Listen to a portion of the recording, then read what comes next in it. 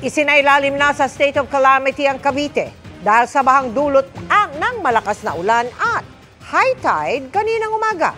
Mula sa Kawit ng Katutok Live, si John Consulta. John? Mel, pahirapan ang pagkilos ng ilan sa ating mga residente dito sa Kawit, Cavite. Ito'y dahil nga sa kanilang naranasang mula tuhod hanggang dibdib na baha. Di na madaanan ng maliliit na sasakyan ang ilang mga kalsada sa Kawit, Cavite.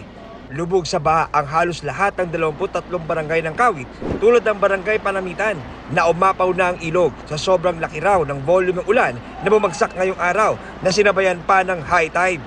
Ang 25 anyos na si Jolina, kabuwanan na ngayong July, pero kinailangan daw lumusong sa baha para pagkakitaan ang kanyang mga pasan na ginawang kakanin.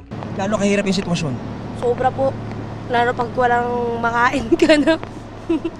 Kaya kailangan magtinda po. Kahit baha na po. Pinasok na ng baha ang loob ng ilang mga bahay sa Kawit. Kaya ang mga gamit ni Mang Leslie nakaangat na sa mas mataas na lugar kanina pang alas 4 ng madaling araw. Kaming dalawa ng miss ko, ginising ko na rin yung pinsan ko na mag-aangat ng mga paninda. Tapos yung mga rep namin, inangat na rin namin.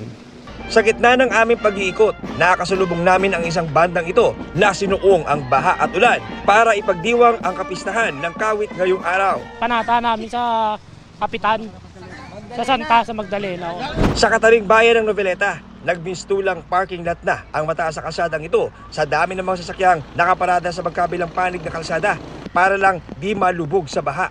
Bagamat malayo pa sa critical level ang taas ng tubig sa Noveleta, sa tulong ng mga itinayong catch o retarding basin na isang JICA project, iniligas na ang may 600 individual mula sa mga low-lying area. Yung rainfall lang po ang naging problema natin dahil nga po sa nakaraang 2 araw natin ay parang pang 2 linggo ang binagsak na rainfall.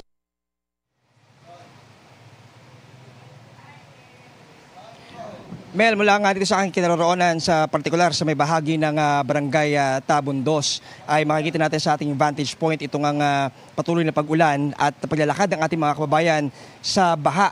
At samantala, Mel, nagdeklara na nga ng state of calamity ang provincial government ng Cavite. Ito'y para raw mas mapabilis ang paghatid ng tulong sa ating mga kababayang naapektuhan ng bagyong Krising. At yan muna rito sa Cavite. Balik si Mel. Maraming salamat sa iyo, John Consulta.